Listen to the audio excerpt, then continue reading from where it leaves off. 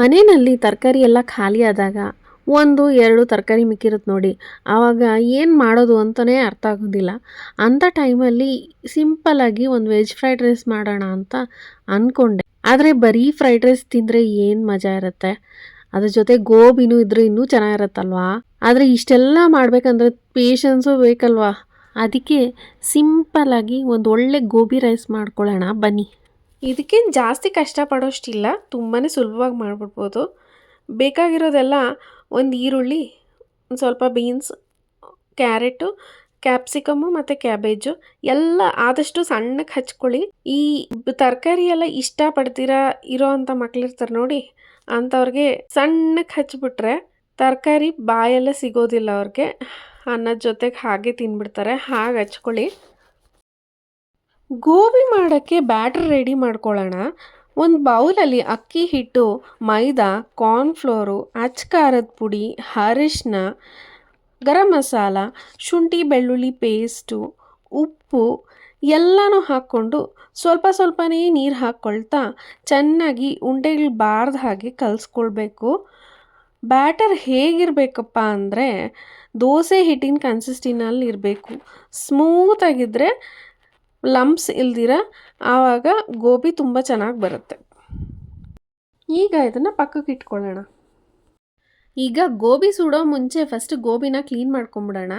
ಮೊದಲನೇದಾಗಿ ಪಾತ್ರೆಯಲ್ಲಿ ಸ್ವಲ್ಪ ನೀರು ಹಾಕ್ಕೊಂಡು ಸ್ಟವ್ ಮೇಲೆ ಇಟ್ಕೊಂಡು ಗೋಬಿನ ಸಣ್ಣ ಸಣ್ಣದಾಗಿ ಪೀಸಸ್ ಮಾಡ್ಕೊಂಡು ಅದರಲ್ಲಿ ಹಾಕ್ಕೊಂಡು ಸ್ವಲ್ಪ ಹೊತ್ತು ಹಂಗೆ ಬೇಯಿಸ್ಕೊಳ್ಳೋಣ. ತುಂಬ ಜಾಸ್ತಿ ಬೇಯಿಸ್ಬೇಡಿ, ಆವಾಗ ಡೀಪ್ ಫ್ರೈ ಮಾಡಿದ್ರೆ ತುಂಬ ಮೆತ್ತಗೆ ಆಗೋಗುತ್ತೆ.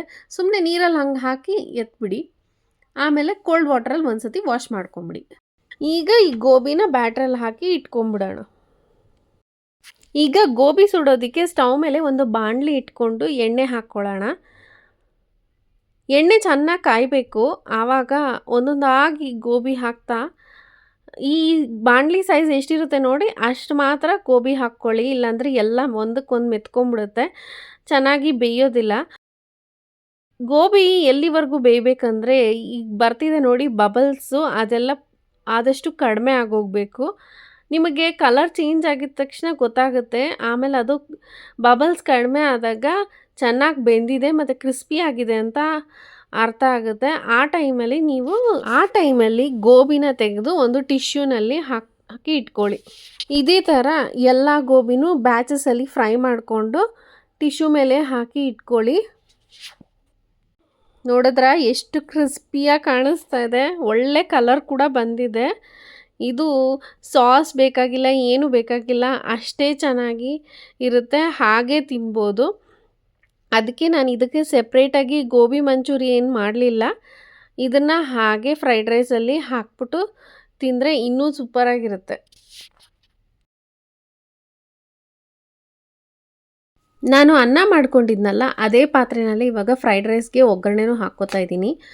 ಪಾತ್ರೆಗೆ ಸ್ವಲ್ಪ ಎಣ್ಣೆ ಹಾಕ್ಕೊಂಡು ಅದು ಸ್ವಲ್ಪ ಚೆನ್ನಾಗಿ ಬಿಸಿ ಆಗಬೇಕು. ಅದಾದಮೇಲೆ ಎಲ್ಲ ತರಕಾರಿಗಳನ್ನೂ ಹಾಕ್ಕೊಳ್ಳಿ. ಮೊದಲನೇದಾಗಿ ಹಸಿಮೆಣ್ಸಿನ್ಕಾಯಿ ಸಣ್ಣಗೆ ಚಾಪ್ ಮಾಡಿ ಹಾಕ್ಕೊಂಡು ಇರೋ ಎಲ್ಲ ತರಕಾರಿಗಳನ್ನೂ ಒಂದೇ ಸತಿ ಹಾಕ್ಕೊಂಡು ಫ್ರೈ ಮಾಡ್ಕೋಬೇಕು. ಒಂದು 2 ನಿಮಿಷ ಫ್ರೈ ಮಾಡಿದ್ರೆ ಸಾಕು. ನನಗೆ ಇಲ್ಲಿ ಒಂದು ಸ್ವಲ್ಪ ಪಾಲಕ್ ಕೂಡ ಮಿಕ್ಕಿತ್ತು ಫ್ರಿಡ್ಜಲ್ಲಿ, ಹಾಗಾಗಿ ಅದನ್ನು ಹಾಕ್ಕೊಂಡೆ. ಇದು ಚೆನ್ನಾಗಿ ಫ್ರೈ ಆದಮೇಲೆ ಏನೂ ಗೊತ್ತೇ ಆಗೋದಿಲ್ಲ. ಪಾಲಕ್ ಹಾಕಿರೋ ಸ್ಮೆಲ್ ಕೂಡ ಬರೋದಿಲ್ಲ, ಪಾಲಕ್ ಹಾಕಿರೋದು ಕೂಡ ಗೊತ್ತಾಗೋದಿಲ್ಲ, ಹಾಗಿರುತ್ತೆ. ಕ್ಯಾಬೇಜು ಮತ್ತು ಕ್ಯಾಪ್ಸಿಕಮ್ಮು ಈಗ ಲಾಸ್ಟಲ್ಲಿ ಹಾಕ್ಕೋಬೇಕು. ಮುಂಚೆನೇ ಹಾಕ್ಕೊಂಡ್ಬಿಟ್ರೆ ಅದು ನೀರು ಬಿಟ್ಕೊಂಡು ಫ್ರೈಡ್ ರೈಸು ಸಾಫ್ಟ್ ಆಗೋಗ್ಬಿಡುತ್ತೆ. ಇದು ಹಾಕ್ಕೊಂಡ್ಮೇಲೆ ಎಲ್ಲ ಒಂದು 1 ನಿಮಿಷ ಬೇಯಿಸ್ಕೊಂಡ್ರೆ ಸಾಕಾಗುತ್ತೆ.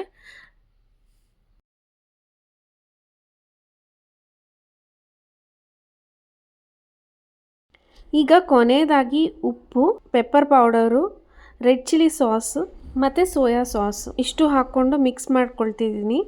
ನೀವು ಬೇಕಾದರೆ ಟೊಮೆಟೊ ಕೆಚಪ್ ಕೂಡ ಹಾಕ್ಕೊಳ್ಳಿ. ನಾನಿಲ್ಲಿ ಜಾಸ್ತಿ ಸಾಸಸ್ ಯೂಸ್ ಮಾಡ್ತಾ ಇಲ್ಲ. ಇಲ್ಲಾಂದರೆ ನೀವು ಸರ್ವಿಂಗ್ ಮಾಡೋ ಟೈಮಲ್ಲಾದರೂ ಕೆಚಪ್ ಹಾಕ್ಕೊಂಡು ತಿನ್ಬೋದು. ಈಗ ಎಲ್ಲ ಚೆನ್ನಾಗಿ ಒಂದು ಸತಿ ಮಿಕ್ಸ್ ಮಾಡ್ಕೊಳ್ಳೋಣ. ಮತ್ತು ರೈಸ್ ಹಾಕ್ಕೊಳ್ಳೋಣ. ನಾನಿಲ್ಲಿ ಬಾಸ್ಮತಿ ರೈಸ್ ಯೂಸ್ ಮಾಡ್ತಾಯಿದ್ದೀನಿ. ನೀವು ಯಾವ ರೈಸ್ ಬೇಕಾದರೂ ಯೂಸ್ ಮಾಡ್ಬೋದು, ಆದರೆ ಸ್ವಲ್ಪ ಉದ್ರುದ್ರಾಗಿ ಮಾಡಿಟ್ಕೊಳ್ಳಿ. ಇಲ್ಲಾಂದರೆ ಉಳಿದಿರೋ ರೈಸ್ ಯಾವುದಾದ್ರೂ ಇದ್ದರೆ ಅದನ್ನು ಕೂಡ ಯೂಸ್ ಮಾಡ್ಬೋದು. ನೋಡಿದ್ರಲ್ಲ ಎಷ್ಟು ಚೆನ್ನಾಗಿ ಬಂದಿದೆ ಅಂತ. ಇಷ್ಟು ಉದ್ರುದ್ರಾಗಿದೆ, ಅಷ್ಟೇ ಟೇಸ್ಟಿಯಾಗೂ ಇತ್ತು ಇದು. ನೀವು ಒಂದು ಸತಿ ಖಂಡಿತ ಟ್ರೈ ಮಾಡಿ, ನಿಮಗೂ ತುಂಬಾ ಇಷ್ಟ ಆಗುತ್ತೆ. ಗೋಬಿ ಮಂಚೂರಿ ಎಲ್ಲ ಮಾಡೋ ಅವಶ್ಯಕತೆ ಇಲ್ಲ, ಹಾಗೆ ಇದಾಗಿದ ತಕ್ಷಣ ಗೋಬಿನ ಹಾಕ್ಬಿಟ್ಟು ಸರ್ವ್ ಮಾಡೋದೆ. ತುಂಬಾ ಚೆನ್ನಾಗಿರುತ್ತೆ. ಜೊತೆಯಲ್ಲಿ ಕೆಚಪ್ ಹಾಕ್ಕೊಂಡು ಹುಡುಗರಿಗೆ ಕೊಟ್ಟರೆ ಅವ್ರು ಇಷ್ಟಪಟ್ಟು ತಿಂತಾರೆ. ನೋಡಿದ್ರಲ್ಲ ಎಷ್ಟು ಉದ್ರುದ್ರಾಗಿ ಘಮ ಘಮ ಅಂತ ಇದೆ. ನನಗಂತೂ ಬೇಗ ತಿನ್ನಬೇಕು ಅನ್ನಿಸ್ತಾ ಇದೆ. ನೋಡಿ ಎಷ್ಟು ಚೆನ್ನಾಗಿದೆ ಉದ್ರುದ್ರಾಗಿ. ಇವಾಗೆ ಮಾಡಿ ತಿನ್ನೋ ಥರ ಇದ್ದರೆ ಈಗಲೇ ಗೋಬಿ ಹಾಕಿ ಮಿಕ್ಸ್ ಮಾಡಿಕೊಂಡು ನೀವು ತಿನ್ಬೋದು.